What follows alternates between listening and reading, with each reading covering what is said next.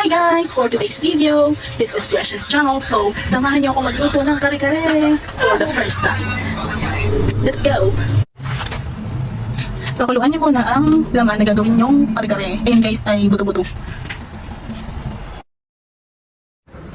Hi guys, at yan yung second step.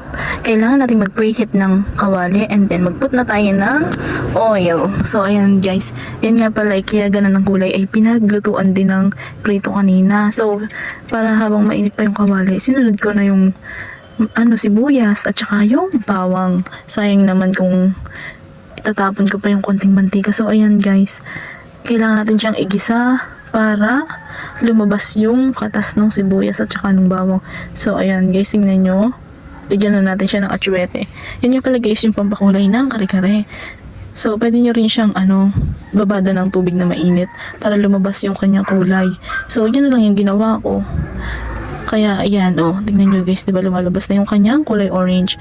And then ayan, ihalo nyo ulit yung sibuyas at saka yung bawang. At ilagay na natin yung broth nung buto-buto. Ayan. Yan nga pala yung ginamit kong sabaw. Tsaka para hindi naman tayo sayang sa gasol. Diyan ko na rin niluto yung gulay. Pinalambot ko ng kaunti. So ayan guys, tingnan nyo naman. O diba? Sabay-sabay na sila lalambot dyan. Pero hindi natin siya lalabugin. Kumbaga guys, yung medyo malambot lang yung kanyang gulay. At ayan, isasama ko na nga rin pala dyan yung pechay. Medyo malalambutin ko ng bahagya. Pero hindi sobrang labog. At halu-haluin lang natin. Tatayan natin medyo lumambot. So ayan na guys, sinama ko na rin yung tirang karne. So ayan, tsaka yung tirang sabaw. Sinet aside ko muna yung gulay. At ihahalo na rin natin dyan ang peanut maya-maya guys. So ayan, kailangan nga pala natin siyang lagyan ng peanut. So ayan, kaya nilagyan ko siya ulit kasi parang medyo light lang yung orange niya. So gusto ko yung medyo buhay. So ayan, lagyan na rin natin yung peanut guys. Nakita ko nga lang pala yan guys sa kaka-scroll ko ng mga reels. So ayan guys, nakita ko yung kare-kare. At napanood ko pa yung famous kare-kare somewhere in Laguna na unlimited. Yung sabaw at yung gulay. So ayan, tingnan nyo guys, optional nga pala yung nilagay ko din. Pero yung iba kasi gusto malapot. So gusto ko yung original na kare-kare na medyo malapot-lapot yung sabaw.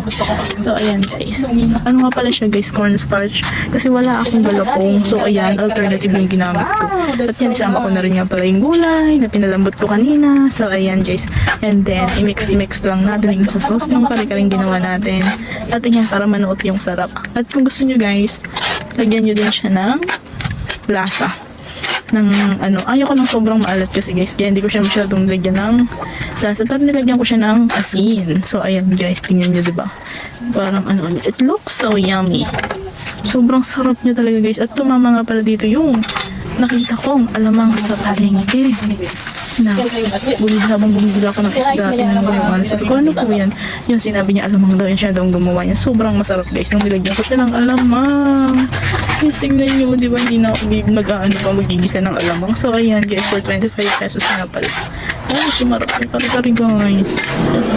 At yan naman po talaga yung nagpapalasa sa kare-kare, yung alamang nakapartner niya. At ang kagandahan lang dito guys, hindi na ako nagluto ng alamang kasi may nakita ako doon sa palengke. At ayan, hindi ko nga pala siya nilahad kasi medyo maalat. At ayan, nilagyan ko siya ng twist. Ayan siya ng burong na chicharon. At ang sarap guys, grabe. Parang pili ko yung nagpasarap lalo dun sa ginawa kong kare-kare. Kung i-rate ko siya guys, sobra. Craving satisfied. Yung kakascroll ko kagabi, ayan na. Nakuha ko na yung lasang gusto ko kasi bumibili talaga ako yan sa palengke ng kare-kare. Yan ang paborito kong ulam. Guys, hindi nyo sobrang sarap. Ang sarap!